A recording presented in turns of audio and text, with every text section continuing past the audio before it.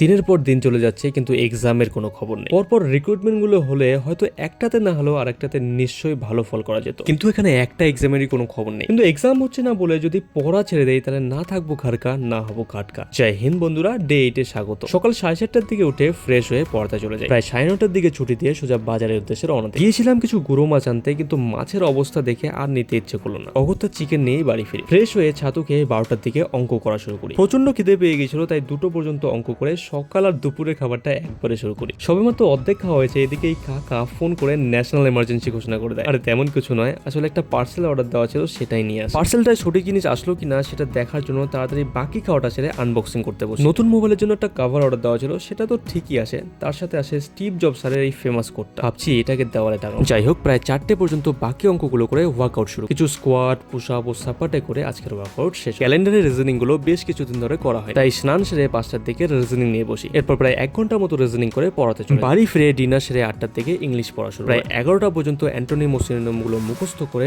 Video edit করে শুয়ে পড়ি।